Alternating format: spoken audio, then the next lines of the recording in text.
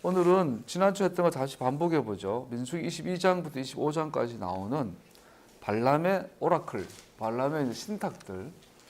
왜 신탁이라고 하냐면 발람인 거짓 선지자, 이제 무당이죠. 이교도 제사자, 무당임에도 불구하고 주술사임에도 불구하고 그의 입에서 나온 말은 하나님의 주신 말씀이기 때문에 보통 발람의 신탁 이렇게 말하죠. 발람의 계시. 7가지 정도 나눌 수 있고 크게는 3가지로 나눌 수도 있고 그래서 하나하나 간단하게 어제 나눈 것을 다시 한 번만 살피고 나머지 내용들은 반복된 것들이니까 간략하게 살피고 마치고자 합니다. 첫 번째 신탁 23장 7절에서 10절까지 보면 주제가 하나님께서 이스라엘을 구별하셨다. 하나님께서 이스라엘 선택하신 건 주권적인 선택이었고 또 이것은 메시아 안에서의 선택이었고 이것은 아브라함의 언약을 통해 성취되어졌다라고 우리가 결론 내릴 수 있죠. 첫 번째 우리가 어제 나눈 것처럼 인간 역사에 있어서 하나님과 계약을 맺은 나라는 이스라엘밖에 없죠. 그래서 이스라엘이 의미하는 게 뭐냐? 어제 우리가 보통 이제 메시아닉 운동을 하고 샤밧을 지킨다 그러면 나눈 것처럼 안식교랑 다른 게 뭐예요? 물어보는 사람이 가끔 있어요. 또 우리 카페에도 안식교 목회자 분이 가입하셔가지고 뭐 하시려고 해서 제가 막았는데요. 메시아니까 안식교는 전혀 다릅니다. 물론 소소한 것도 다 다르지만 물론 그분들도 안식교 지키고 뭐 돼지고기 안 먹고 저 가까운 분은 안식교 목사님 사모님도 계세요. 근데 전혀 뭐 완전히 다른 길이에요.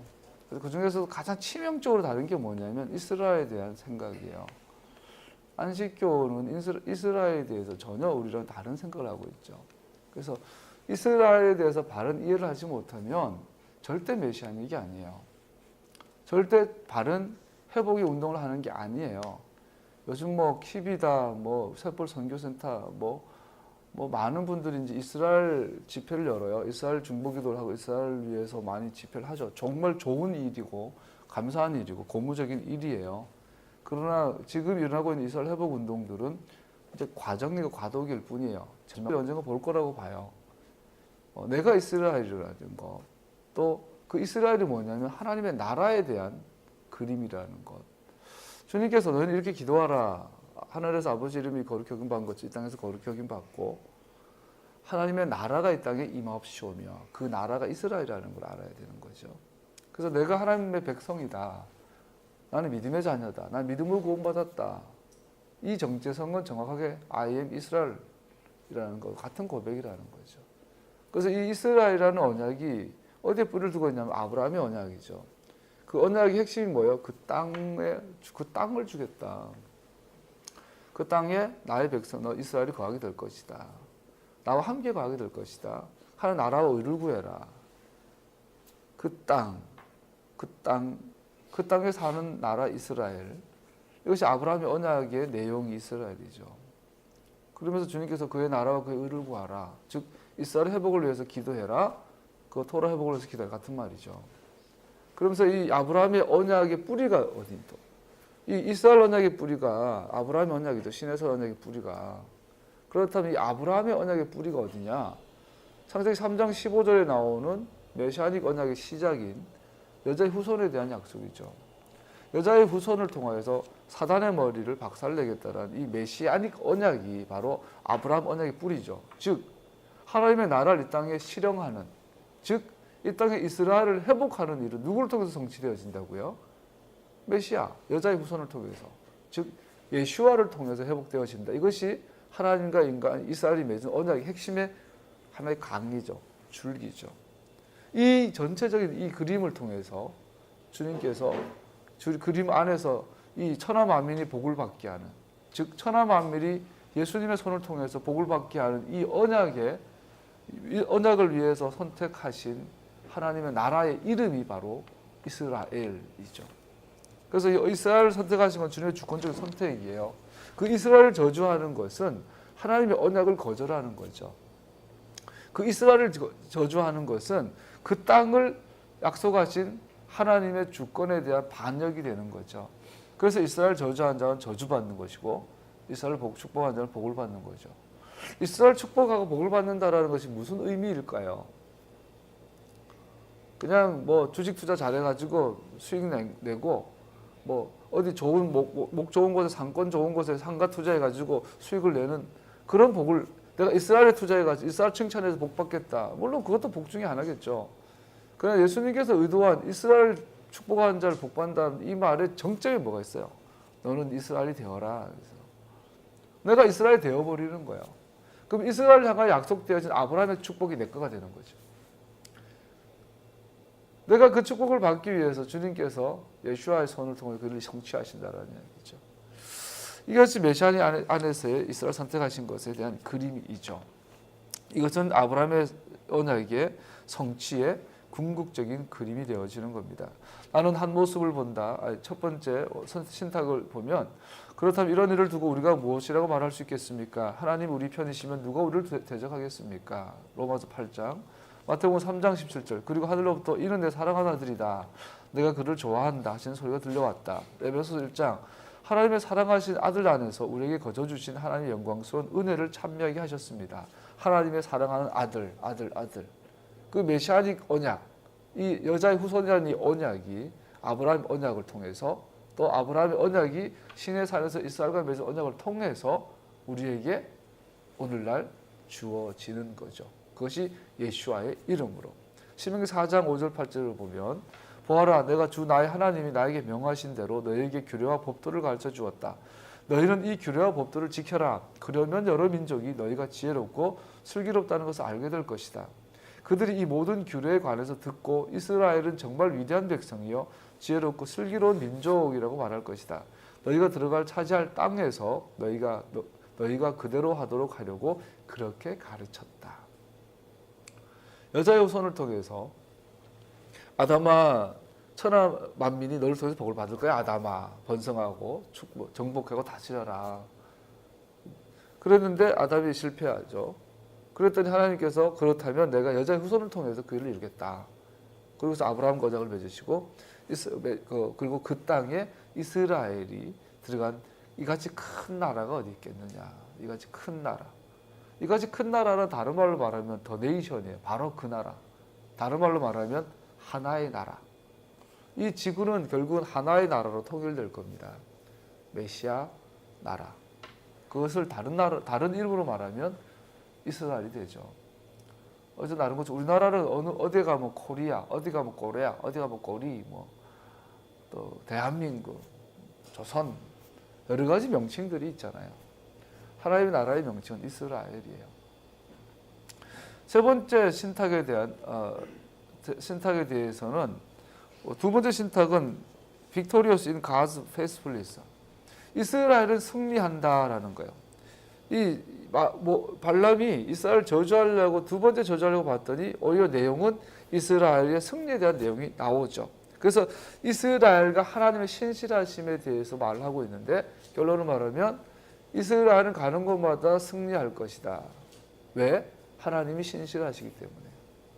하나님이 이스라엘과 맺은 언약에 대해서 하나님께서 헤세드 하시기 때문에 이스라엘은 멸망되지 않을 것이다 라고 발람의 입에서 나온 것을 볼 수 있죠. 하나님과 사람, 하나님과 이스라엘, 하나님과 사람. 그러면서 발람의 입을 통해서 나온 것이 우리가 기억할 것은 그래. 여기 보면 사람의 아들 그 말이 나와요. 맨 사람의 아들. 여답으로 빠지면 여러분 인간이 타락했다는 인간의 타락한 증거를 가장 쉽게 발견할 수 있는 인간의 행동이 뭘까요? 우상을 만드는 거예요. 즉 신을 크리에이트하는 거예요. 자, 인간과 이스라엘과 하나님의 관계를 이야기하기 위해서 사람과 하나님의 관계를 보라는 거죠. 사람과 하나님의 관계의 기본 설정이 뭐예요? 하나님은 창조주시고 인간은 피조물이에요. 그럼 반대로 인간이 하나님을 반역한다니 반역의 내용이 뭘까요? 피조물인 인간이 하나님을 만들어버리는 거죠. 하나님이 사람을 만들었는데 사람이 하나님을 만들려고 자꾸 해요. 이게 뭐예요? 이 우상 숭배가 되는 거예요. 우상을 만들게. 하나님은 창조주시고 인간은 피조물입니다. 신라곤한 인간은 끊임없이 이 관계를 역전시키려고 합니다. 즉 계속해서 인간은 신을 만들어내고 있습니다. 그래서 역사가 진행되고 우리 인류의 오이쿠메네, 인류의 거주 지역이 확장될수록 늘어나는 게 뭐죠? 우상이에요. 우리 눈에 보이는 모든 것을 우상으로 만들어요. 심지어 염소도 섬기고 양도 섬기고 태양도 섬기고 돌도 섬기고. 우리가 속초 이번에도 같이 갔었지만 설악산 가면 건금산성 올라갈 때 그 멋있는 케이블카 타고 쫙 올라갈 때 제일 거슬리는 게 앞에 시커먼 부처 앉아있죠. 청동으로 만든. 망쳐 두드리면 댕댕 소리 날 건데 거기에다가 사람들이 막 그 많은 돈을 주고 절을 하고. 근데 그건 사람이 만든 거잖아요. 부처도 사람이 만들었죠. 모든 종교는 사람이 만들었어요. 신으로부터 온 종교는 없죠. 하나님과 사람은 다릅니다. 하나님께서 신실하시고 인간은 신실하지 못합니다. 그래서 하나님께서 이 신실하지 못한 인간을 위해서 이스라엘을 계획하시고 선택하시고 이스라엘을 통해서 천하 만민의 복을 받도록 계획하셨죠. 하나님께서 사람과 같은 존재라고 생각하면 우리는 우상 숭배라는 올무에 빠지게 됩니다. 할렐루야. 세 번째, 빨리빨리 넘어가죠. 세 번째 오라클 신탁에 보면 이스라엘은 하나님으로부터 축복받았다 이렇게 말하고 있어요. 이상하잖아요. 발람이 이스라엘을 저주하려고 봤더니 오히려 이스라엘은 축복받은 민족이다라는 말이 그 입에서 나와요. 그러면서 하나님의 신적 약속이 다른 나라들에게 확장되어져 가는데, 즉 다른 나라가 복을 받으려면 반드시 이스라엘 통해서 복을 받게 되어 있어요. 이게 하나님의 시스템이에요. 하나님의 구원 시스템이 오직 예수아를 통해서 인간이 구원되는 것처럼 인간이 복을 받으려면 반드시 이스라엘을 통해서 복 받게 만들어. 이게 하나님의 구원 시스템이에요. 그래서 다른 나라가 the other nations, 다른 나라들이 복을 받을 in God to how they relate to Israel. 다른 나라들이 복을 받고 안 받고는 이스라엘과의 관계에 의해서 결정되어진다라는 거예요. 즉 다른 말로 말하면 발람의 세 번째 신탁을 통해 알 수 있는 건 이스라엘이 축복의 기준이다라는 거죠. 인간이 받는 축복의 척도는 이스라엘이라는 거예요. 이스라엘에 대한 그 사람과의 관계가 하나님께 복을 받은 사람이 민족인지 아닌지가 결정된다라는 거죠. 물론 어제 나눈 것처럼 소소하게 우리가 한시적인 축복들이 있어요. 태어나 보니까 아버지가 부자야. 태어나 보니까 우리 아버지 너무너무 좋은 분이죠. 근데 반대로 태어나 봤더니 우리 집 너무 가난해. 태어나 봤더니 우리 아버지는 막 진짜 술 주정뱅이시고 엄마를 폭력하는 행하는 그런 분이죠. 우리는 태어날 때마다 복의 그런 캐릭터들이 다 다르게, 복의 성격이 다 다르게 태어나요. 우리는 눈에 보이는 이런 순간적인 복을 통해서 우리 인간의 운명을 결정해버리는 경우가 너무나 많은데, 성경이 말하는 축복은 이런 순간적인 복이 아니라 영원한 복에 대해서 근본적으로 말하고 있죠. 이 복은 순간적인 복도 마찬가지지만 영원한 복도 이스라엘과의 관계에 있어서 축복이 될지 저주가 될지가 결정되어지죠.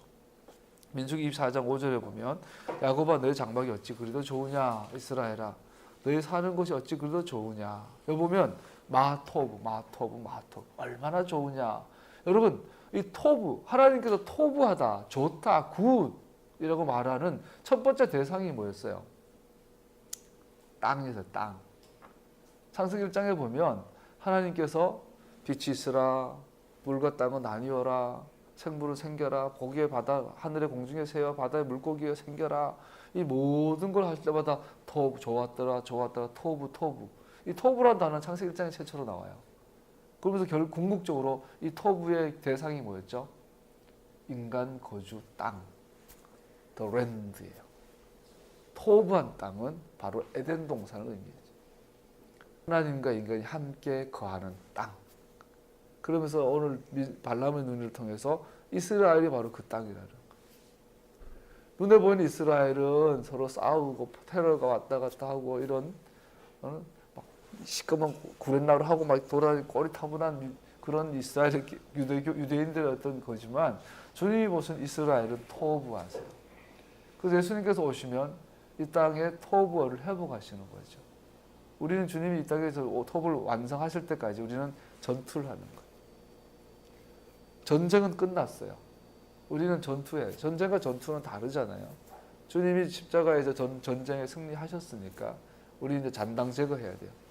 잔당 제거를 하시다 전투하다 보면 나중에 최종적으로 이 전쟁에 마무리하실 분이 오셔서 땅을 토부를 회복하시겠죠. 시국 12장 38절에 보면 그 밖에도 다른 여러 민족들이 많이 그들을 따라 나섰고 양과 소 등 수많은 집짐승 떼가 그들을 따랐다. 자, 주님께서 발람의 입을 통해서 높은 곳에 서셨어요. 이 발람이 이스라엘 저주하고 축복할 때 높은 곳에 서요. 이 높은 곳이라는 것이 굉장히 중요해요. 하박국에 보면 하박국 선지자가 낮은 곳에서 하나님의 의도와 의중과 그분의 길을 보지 못했어요. 불평하죠. 하나님, 이 이스라엘 유다 이놈들 하나님의 이름을 일컬어받는 이 백성들 이게 저주받고 타락합니다. 주님 이놈들 가만히 두실 겁니까? 그랬더니 아니야, 저 북쪽 바벨론을 통해서 내가 이스라엘 혼낼 거야. 주님께서 하박국이 주님께서는 의로우십니다. 그리고 가만히 생각했더니 아니 주님, 이스라엘이 아무리 잘못해도 그래도 주님의 백성인데 저 바벨론 전원들보다 낫지 않겠습니까? 더 악한 민족을 통해서 주님의 백성을 멸하십니까? 심판하시려 합니까? 그랬더니 하나님께서 그러죠. 하박국아, 의인은 믿음으로 말미암아 산다. 유대인이든 이스라엘이든 바벨론이든 믿음으로 산다. 그리고 그 믿음에 대한 이 하나님의 햇살을 봐요. 그러고 나서 하박국이 마지막에 뭐라 그래요? 송아지에 우리의 송아지가 없고 무화과에 가실이 없어 난 주님을 인하여 즐거워하리. 그러고 나서 나로 나의 높은 곳에 다니게 하사. 나의 높은 곳이 나와요. 하박국이 높은 곳, 사슴의 발이 움직이는 산의 정상의 자리에서 봤을 때 하나님의 섭리를 깨달아요. 그리고 비록 무화과 나무에 잎이 없어도 나는 주님으로 인하여 즐거워하리. 해 뜨면 또 해진 데까지 찬양하겠다는 노래가 나오죠. 마찬가지 요한계시록에도 봐도 요한계시록에 보면 요한이 받은 수많은 계시들이 쫙 진행이 되다가 19장 20장 돼가지고 뭐가 나오죠? 높은 산에서 높은 곳에서 내려오는 예루살렘을 봐요. 근데 성경에서 말하는 높은 곳, 이 발람이 높은 곳에 가서 눈이 열린 자가 말한다, 눈이 뜨인 자가 말한다 계속 말해요. 이 높은 곳에 가야만 하나님의 섭리가 토라가 이스라엘이 열려요. 발람이 높은 곳에 서서 저주하려 이 높은 곳을 에베소서 6장에 보면은 그 영적 전쟁에 보면은 하늘의 전쟁이 나오죠. 이 높은 곳이에요. 이 높은 곳은 하늘을 의미합니다. 영적 전쟁은 하늘에서 이루어집니다. 그래서 이스라엘은 땅에 있어요. 높은 곳에 산 정상에서 산 꼭대기에서 발람이 저주를 하는데 이게 사실은 하늘이에요. 영적인 곳이. 그곳에서 이스라엘 저주하려고 했더니 하나님께서 그걸 복으로 바꿔버려요. 그러면서 발람인데 보이는 것이 뭐죠? 마토고요. 좋다. 하나님 보시기에 이스라엘 보니까 좋았더라. 근데 여기서 우리 기억할 것은 그 좋은 이스라엘 안에 아브라함의 혈통들만 있었던가? 성경은 뭐라고 말하죠? No. 거기에는 수많은 이족들이, 수많은 잡족들이. 이거 우리나라 번역을 그렇게 해서 그렇지. 번역을 막 수많은 중단 잡족 이래가지고 이스라엘은 양반 집안이고 이스라엘과 함께 출애굽했던 이교도 이집트인이나 이방인들은 잡족이야, 쌍놈이야. 우리는 이렇게 번역이 됐단 말 기억한 거 그죠? 옛날에 그 궁중 언어를 사용했던 할아버지들이 번역을 했잖아. 그러다 보니까 우리는 중단 잡족이야. 이게 이런 의식이 우리 속에 들어와가지고 우리가 메시아 운동을 하면서도 본의 아니게 유대인들은 같은 그 믿음의 이스라엘이라도 유대인 출신 이스라엘은 이제 장자고 우리는 서자야. 우리는 그 첩이 나온 아들이야. 이런 의식이 메시아 운동 안에 있단 말이에요. 번역이 잘못된 거예요. 하나님 보시기에 둘 다 마토고요. 할렐루야. 그래서 아까 나눈 것처럼 그 밖에도 다른 여러 민족이 많이 그들을 따라 나섰고 특별히 심지어 양과 소 수많은 집짐승 때도 그들을 따랐다. 이 모든 것이 주님 보시기에 이스라엘 아브라함의 아브라함의 혈통 출신 이스라엘과 그냥 다른 민족 출신 이스라엘이 똑같이 주님 보시기에 마토부 하시다는 거죠. 네 번째 신탁에 대한 민수기 24장 17절에 보면 나는 한 모습을 본다. 그러나 당장 나타나는 모습은 아니다. 나는 그 모습을 환히 본다. 그러나 가까이 있는 모습은 아니다. 한 별이 야곱에게서 나올 것이다. 한 홀이, 한 왕이 이스라엘에게서 일어날 것이다. 그가 모압의 이마를 칠 것이다. 셋 자손의 영토를 칠 것이다. 네 번째 신탁에 보면 메시아에 대한 그림을 봐요. 한 사람, 한 모습, 한 별, 한 왕. 앞으로 메시아에 대한 그림이 발람을 통해서 주어지는 것을 볼 수 있죠. 다시 말합니다. 이스라엘은 하나님의 축복받은 민족이고 이 축복은 하나님의 헤세드에 기인하는 것이고 그래서 인간의 축복의 기준은 이스라엘인데 즉 이스라엘이 되는 것이 축복받는 비결인데 이 축복의 정점은 바로 한 왕이라는 거죠. 그래서 왜 우리가 이스라엘 되는 걸 축복이 받느냐면 He is the pinnacle of her blessing. 그는 이스라엘의 축복의 최산봉우리입니다. 누가? 메시아. 사실상 the very source of all her blessings. 메시아는 이스라엘의 축복의 정점입니다. 사실은 메시아는 이스라엘이 받는 축복의 근원입니다.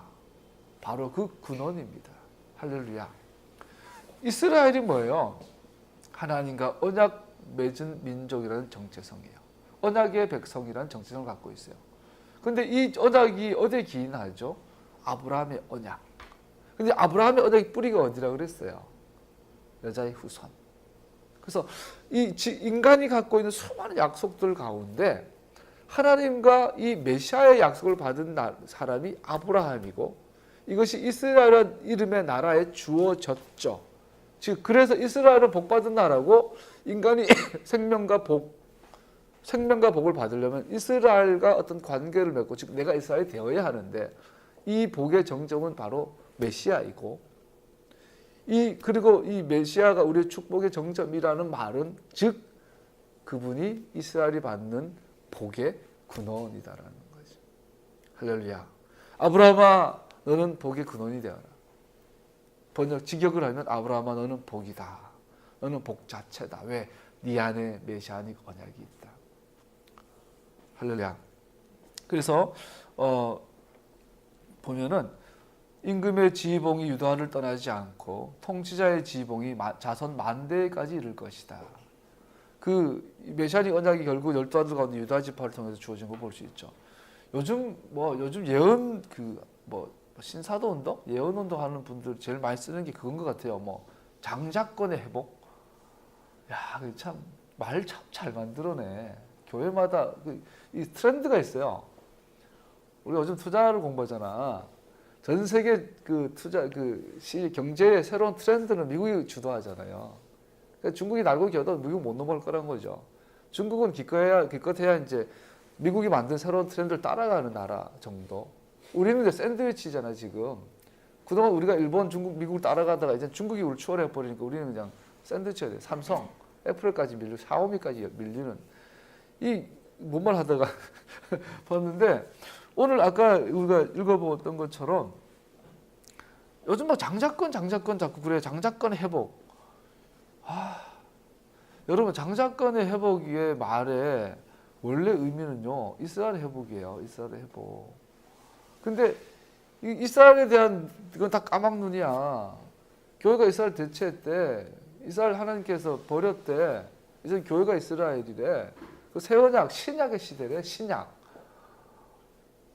코데시한 의미도 모르고 리뉴드 커버넌트인데 뉴 커버넌트라고 그런다는 거예요. 그러고 나서 이제 장자권을 회복하겠다는 거. 더군다나 요즘 선두주자? 선두주자의 다 좋은 말이고 멋진 말인데 다 틀린 말이에요.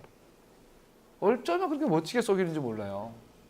어쩌면 그렇게 근사하게 사람을 미혹하는지 몰라요. 이스라엘에 대해서는 발람이 마토브를 봐요. 발람이 산의 꼭대기에 높은 곳에서 이스라엘이 마토브한 것을 봐요. 그럼에도 불구하고 발람이 결국은 이스라엘을 대적하고 결국은 죽임당해요. 살해당해요. 왜 그럴까요? 그 원인이 발람은 신탁은 했지만 발람의 신앙 안에 발람은 토라를 알지 못했어요. 발람은 이스라엘에 대해서 눈이 감겼어요. 그래서 결국 그는 거짓 선지자였어요. 발람이 드렸던 7가지 제사는 레위기 제사랑 전혀 다른 이교도 제사예요. 그것을 하나님 받지 않으셨어요. 여러분 오늘날 우리가 이스라엘에 대해서 토라에서 눈이 닫혀 있으면서 교회 회복 운동을 한다. 이것은 어린 나이에게 식칼 들려준 거예요. 그래서 우리가 메시아닉 토라 공동체들이 말 세워지고 있는데 감사한 일이고 더 많이 기도해야 되겠죠. 다섯 번째, 일곱 번째 신탁을 보면 The Promised Messiah. 특별히 이것은 이 발람의 계시가 마지막으로 치달으면서 한 별, 한 왕에게 한 약속에게 계속 집중하고 있어요. 그러면서 나 주는 변하지 않는다. 그러므로 너 야곱의 자손아 너희는 멸망하지 않는다. 이렇게 말하고 있는 것을 볼 수 있어요. 다시 말하지만 메시아 얘기 마지막 다섯 번째로 일곱 번째까지 신탁을 한마디로 말하면 이스라엘 빅토리어스. 이스라엘은 결국은 승리한다. 이스라엘의 승리에 대해서 말하고 있어요. 그래서 민수기 우리가 24장 23절에 보면 이런 말이 있죠. 그는 예언을 선포하였다. 큰일이다. 하나님이 일을 하실 때 누가 살아남을 수 있으랴. 하나님이 원수를 갚기 시작할 때가 온다라는 거죠. 24절 함대들이 키프로스 쪽에서 온다. 그것들이 아시리아를 괴롭히고 키프로스라고 세 번역이 번역됐는데 옛날에 기띔 보통 학자들이 이것을 그리스 로마로 많이 보죠. 어제 저녁에 키프로스에 대한 다큐멘터리를 했는데 이게 남북으로 갈라졌더라고요. 이슬람하고 이렇게. 그것들이 아시리아, 에벨. 하나님께서 특별히 기띔과 아시리아와 에벨은 보통 바벨론으로 보고 기띔은 그리스 로마 쪽으로 그리스로 봐요. 그리고 아시리아는 알다시피 아시리아, 아수르, 지금 오늘은 터키죠. 이 모든 과거 이스라엘을 공격했던 대표적인 나라들이죠. 이 나라들을 하나님께서 심판하실 거라는 거예요. 에벨도 괴롭힐 것이다. 그러나 그것들마저도 망하고야 말 것이다. 발람의 마지막 예언은요. 발람은 급히 길을 떠나서 그가 살던 곳으로 돌아갔다. 마지막으로 이스라엘의 승리에 대해서 예언하고 발람은 급히 그 자리를 떠나가 버렸어요. 하나님의 임재자를 떠나버린. 결국은 거짓 선지자인 것을 드러내죠. 자, 마지막으로 이 발람이 했던 예언은 어디에 대한 경고냐면 안티세미티즘, 반유대주의. 자, antisemitism is the very apex of rebellion against the creator. 오늘 토라포즈하고 있네. 바로 뭐죠? 반유대주의는 창조주를 대적하는 반역의 최고 절정입니다. 자, 인간이 하나님을 반역하는 최고의 반역 행위가 하나님을 만들어 버리는 거예요. 인간이 하나님을 만들어 버린 최고의 반역 행위의 최고의 나타나는 이 현상이 바로 반유대주의라는 거죠. 반유대주의는 창조주를 향한 반역의 절정입니다. 왜 이스라엘은 이렇게까지 사람들에게 공격을 받았을까요? 왜냐하면 그들은 언약을 가졌기 때문에. 왜냐하면 그들은 하나님이 창조주라는 언약을 가졌기 때문에. 창조주를 만들어 버리려고 하는 타락한 인간의 심성이 이스라엘을 자연스럽게 미워하는 거예요.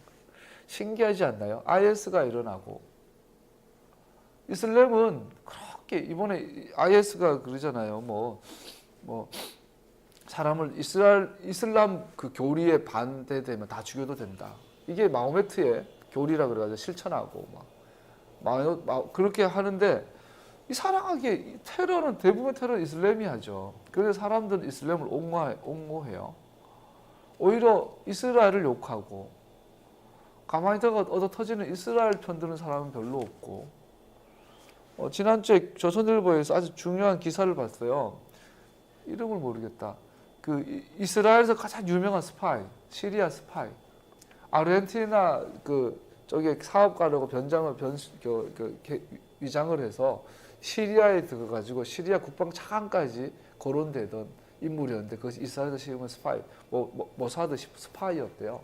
그 사람이 하는 가장 큰 업적이 골란 지역에 그 시리아 군대들이 있는 주둔하는 곳마다 이 나무를 심었대요. 뭐죠? 향기 나는 나무, 벌레 쫓는 나무. 그 나무들을 심어 놓고 그 나무 숲바에다가 시리아 군대가 다 이렇게 주둔할 수 있도록 이렇게 조작을 했대요. 너무 신뢰를 쌓아서. 그래서 나중에 이제 그 6.1 전쟁이 있을 때 이스라엘 군대가 이스라엘 폭격기가 떠가지고 그 골란 고원에 있는 그 나무 갑자기 기억이 안 나네. 그 유명한 그 벌레 쫓고 향기 좋은 나무. 그 큰 나무들이 숲마다 다 폭격을 한 거야. 그래서 이스라엘이 결국 승리하게 됐고 이스라엘을 구원하게 됐다라는 거죠. 그 스파이는 결국 나중에 잡혀가지고 교수형으로 죽죠. 그 이스라엘이 국가적 영웅인데 왜 이렇게 사람들 이스라엘 미워할까요? 왜 이렇게 사람들 이스라엘 미워할까요? 그 교수형 당하던 그 이스라엘 스파이가 죽을 때 마지막 유언이 이게 교수형 당할 공개 교수형 처하는데 이게 덥잖아요. 이걸 거부했대요. 그리고 예루살렘을 향하여 내 고개를 돌려달라. 그리고 이스라엘 향하여 보다가 이제 죽었다. 그 장면이 생방송으로 방송됐어요. 그 남편 아르헨티나 사업가인 줄 알았던 그 부인이 마지막 죽는 순간까지 자기 남편이 이스라엘의 모사드로 이스라엘 스파이로 이스라엘에서 일했던 공무원인지 몰랐나 봐요. 그래서 뉴스를 보는데 자기 남편이 시리아 그 한복판에서 이제 교성 죽는 걸 봤더라고요. 그 순간에 그 여인이 이제 자살 시도를 해요. 근데 그것이 다시 발견이 되고 다시 살아났고 뭐 이런 이야기가 지난주 기사에 나온 적이 있어요. 어쩌면 왜 이렇게 이스라엘은 대놓고 싫어할까? 말라기 3장 6절을 보면 이런 말을 해요. 나주는 변하지 않는다. 그러므로 너 야곱의 자손아 너희는 멸망하지 않는다. 하나님의 말씀 분명히 말해요. 세상에 아무리 이스라엘 미워해도 이스라엘이 멸망하지 않는다. 이사야 49장 26절 너를 억압하는 자들로 서로 쳐 죽이게 하고 새 포도주에 취하듯이 저희들끼리 피를 나누어 마시고 취하게 하겠다. 그리고 나면 모든 사람이 나 주가 너의 구원자여 너의 속량자여 야곱의 전능자임을 알게 할 것이다. 이스라엘 억압하는 자로 서로 쳐 죽이게 만들겠다. 예수님 마지막에 오셔서 하실 이 일이에요. 이스라엘의 대적들을 밟으시러 오셔요. 이게 예수님께서 재림하시는 목적이에요. 이것을 보지 못하고 요즘 종말론 막 세미나 저도 많이 다녔는데 종말론 요즘 막 뭐 마지막 신호가 어떻고 뭐 많이 나와요. 아, 참 위험합니다. 마지막이 되면 뭐 굴 파고 들어가 숨어 있고 광야로 도망가 가지고 기타 치고 찬양하고 요한계시록 7년째 하려 그때 보세요. 광야에서 뭐 하는지 토라 공부한다 돼 있어요. 토라 공부한다는 말은 뭘까요? 하나님의 백성이 토라 라이프로 전환한다는 이야기예요. 마지막 때 우리가 해야 될 행동은 토라에 대한 라이프를 회복하는 거예요. 광야로 도망가고 GIC에 숨는 게 아니란 말이죠. 요즘 종말론이 굉장히 사람들 미혹하고 있더라고요. 왜죠? 금방 본 것처럼 예수님의 재림은 이스라엘의 완성을 위해서 이스라엘 회복을 위해서 오시는 거예요. 이스라엘 대적을 멸하러 오시는 거예요. 적그리스도란 말이 뭡니까 여러분? 그리스도란 말이 뭐예요? 그리스도란 말은 이스라엘의 왕이라는 뜻이에요. 이스라엘의 왕을 대적하는 것이 적그리스도예요. 즉 이스라엘을 거절하는 게 적그리스도예요. 한국의 왕의 이름은 전하, 그죠? 상간마마. 러시아의 왕의 이름은 짜르. 중국은 황제 지들끼리 붙이잖아요. 일본은 뭐라 그러냐 지금. 그리고 뭐 어디 가면 나라마다 왕의 이름이 다 있잖아요. 이스라엘 왕의 이름이 뭐라고요? 메사이아, 메시아, 마시아크, 그리스도. 적그리스도는 안티 이스라엘, 안티 세미티즘을 말하는 거예요. 반유대주의 정확하게 적그리스도형이죠. 이스라엘이 전심으로 주를 믿을 때 그의 구원이 완성될 것입니다. 이건 역시 하나님의 일입니다. 약속된 구원, 이스라엘의 구속의 완성을 예수와의 손으로 완성하십니다. 그것이 바로 재림입니다. 십자가에서 이스라엘의 회복을 약속하셨고 명하셨고 이스라엘의 회복의 완성을 재림 예수와께서 완성하실 것입니다. 자, 우리가 발람 이야기를 급하게 나눠봤어요.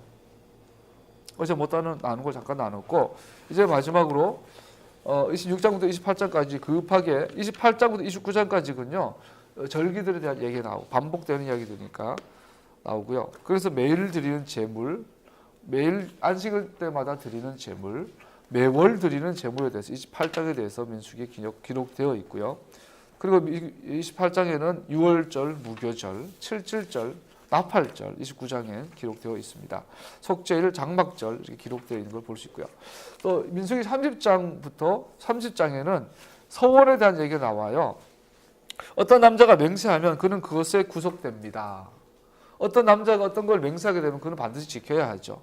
그런데 부인이나 딸이 맹세를 했는데 남편이 그걸 승인하지 않으면 이 맹세는 무효가 된다는 거죠. 자, 이야기가 뭐 별 의미 없어 보이는데 왜 나왔을까요? 굉장히 중요해요. 아담을 생각해 보세요. 이거 창세기랑 연결이 돼요. 그가 자기 집에 있는 여자가 맹세하는 것을 들었을 때 그의 아내든지 딸이든지 그는 분명하게 이야기함으로써 그 맹세를 무효화시킬 수 있습니다. 그런데 하와가 아담이 없는 자리에서 하나님과 계약을 깨고, 이 맹세는 계약을 의미해요. 마귀와 계약을 맺어요.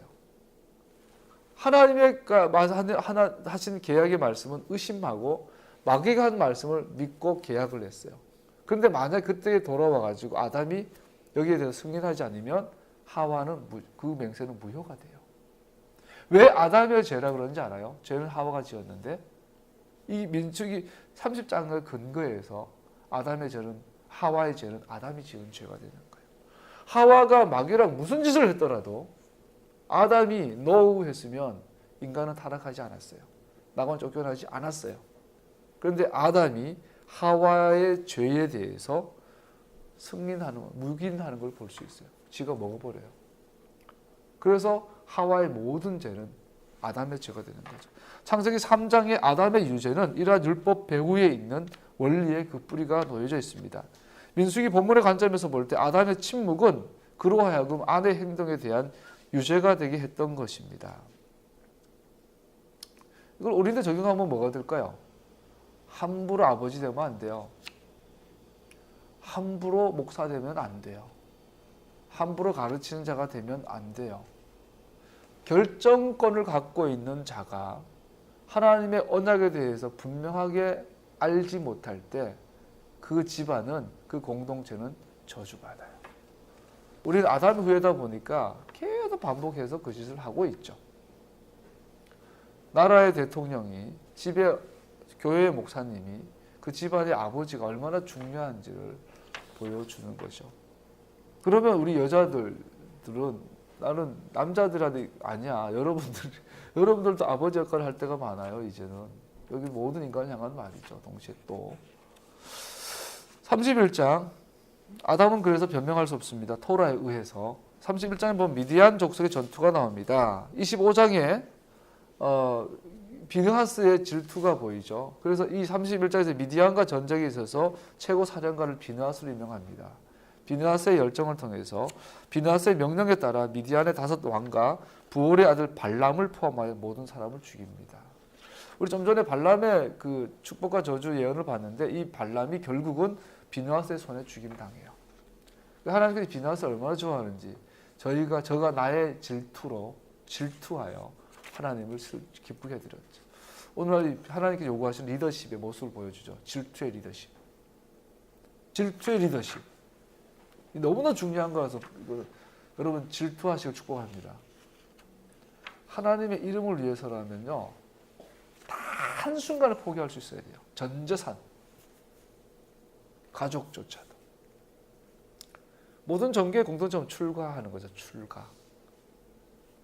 그러나 기독교의 출가, 예를 들면 표현하자면 기독교가 하는, 우리 메시아닉의 출가는 하나님의 질투예요. 하나님의 이름, 하나님의 영광을 향한 질투. 하나님은 하나님께 소중한 것에 대해서 질투하십니다. 하나님은 이스라엘에 대해서 질투하십니다. 하나님은 토라에 대해서 질투하십니다. 하나님은 교회에 대해서 질투하십니다. 하나님은 당신의 이름과 당신의 거룩하심에 대해서 질투하십니다. 절대 타협하지 않습니다. 모세가 하나님이 대면하여 보던 인간 가운데 특별했던 모세조차도 성질 부려서 하나님의 거룩함을 드러내지 않았을 때 하나님은 당신의 거룩하심에 대해서 질투하셨어요. 민수기 32장으로 넘어가면 요단 동편의 지파들,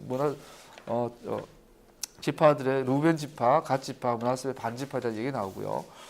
민수기 33장 이하에 보면 앞으로 이거 토라 포션도 계속 나눌 것이니까요. 광야에서 이스라엘의 친 진들에 대해서 나와요. 총 40개 또는 42개가 나오는데 이거는 정확한 역사적인 기록은 아니라는 걸 알 수 있어요.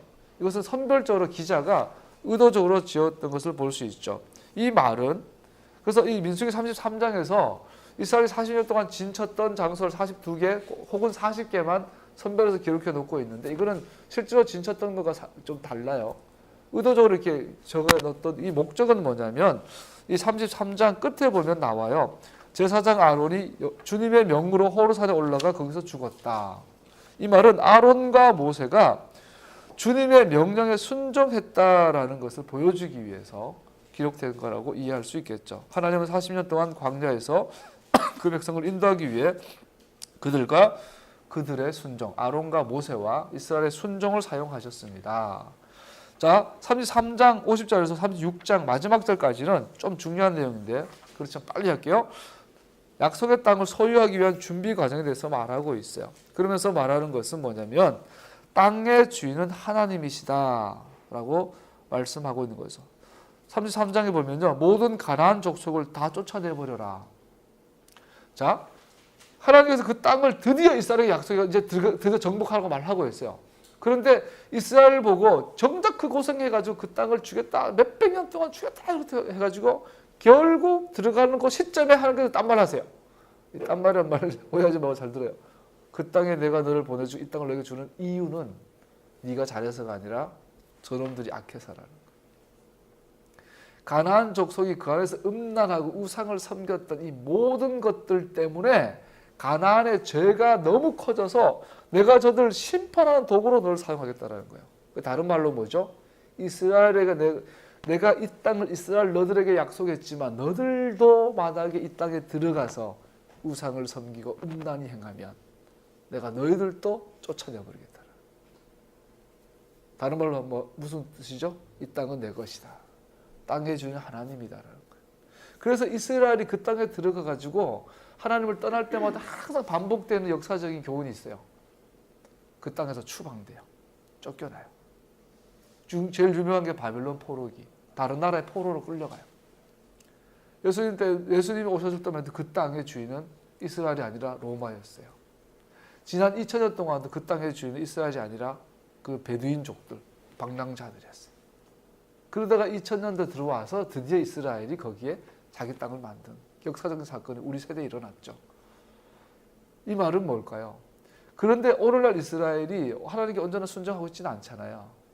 그러나 하나님께서 이제 이스라엘 회복하시겠다라는 역사적인 예언적인 징표들이죠. 자, 다시 결론을 내리면 그거예요. 그 땅은 순종하는 이스라엘에게 주어집니다. 그 땅은 이스라엘에 약속되었지만 조건이 있어요. 이스라엘이 하나님께 순종할 때 그 땅에 살 거라는 거예요. 이 교훈을 수천 년 동안 역사를 통해서 보고 있어요. 그 땅은 하나님이 주인입니다. 그래서 그 땅에서는 우상 숭배할 수 없습니다. 또 그 땅에서는 우상을 섬기는 이방 민족은 거할 수 없습니다. 또 그 땅에는 불순종하는 이스라엘도 거할 수 없습니다. 그 땅에는 반드시 순종하는 이스라엘이 거합니다. 그럼 지구상에서 지금까지 그 땅에서 이스라엘이 하나님께 온전히 순종하던 적이 없었어요. 지속적으로. 반짝반짝했죠. 다윗 때 잠깐, 사무엘 때 잠깐, 여호수아 때 잠깐. 진짜 벼룩 간 만큼 이스라엘 하게 순종해서 그때마다 이스라엘은 흥왕하고 다스릴 나라로 커졌던 것을 볼 수 있죠. 이것은 예언적인 사건들이에요. 앞으로 이스라엘의 왕이신, 야곱의 별이신, 여자의 후손이신 예수와 그분이 이스라엘의 왕으로 좌정하시면 이건 영원토록 이스라엘이 그 땅에 거하게 되겠죠. 그 일을 통해서 아담이 잃어버린 그 비전, 땅을 정복하고 다스리는 일이 완성되어지겠죠. 이것을 가지고 우리 뭐라고 그래요? 이스라엘의 회복이다. 그것을 가지고 뭐라고 말하죠? 하나님 나라가 이 땅에 임했다. 너희는 이렇게 기도해라. 하나님의 나라가 이 땅에 임하옵시며. 우리는 걸어다니는 기도의 집이에요. 우리는 뭘 해요? 먹어도 마셔도 잠을 자도 돈을 벌어도 결혼을 해도 애를 낳아도 모든 목적이 뭐예요? 이스라엘의 회복을 위해서 기도하는 거예요. 할렐루야. 여러분과 내가 살아가는 목적, 이스라엘의 회복을 위해서 기도하는 존재. 이것이 보이지 않으면 절대로 우리는 바르게 주님을 예배할 수가 없어요. 말씀을 마무리하죠. 이스라엘은 이방 민족의 신들을 반드시 멸했어야 했습니다. 요한복음 10장에 보면요. 내 양들은 내 음성을 듣는다. 나는 내 양들을 알고 내 양들은 나를 따른다. 나는 그들에게 영원한 생명을 준다. 그들은 영원토록 멸망하지 않을 것이다. 즉 그 땅에 순종하는 이스라엘이 있다. 또 어느 누구도 그들을 내 손에서 빼앗아 가지 못할 것이다. 그들을 나에게 주신 내 아버지께서는 만유보다 위대하시고 즉 내가 만유를 만들었고 이 말이죠. 아무도 아버지의 손에서 그들을 빼앗을 수 없다. 나와 아버지는 하나이다. 그리고 나서 민수기 33장 끝에 보면 땅을 나눠주고 경계표를 옮기지 못한다. 그리고 얼마나 중요하냐면 아들이 없으면 딸들에게 땅을 물려주고 딸이 없으면 삼촌에게 형제들에게 없으면 친척들에게 물려줘라. 경계표를 옮기지 못한다. 그렇게 하나님 그 땅은 하나님의 선물이다라는 것을 말하고 있죠. 할렐루야. 오늘 발람의 예언과 민수기 마지막을 살펴봤습니다. 여러분 나는 걸어다니는 이스라엘의 회복을 위해 기도하는 기도의 집 성전입니다.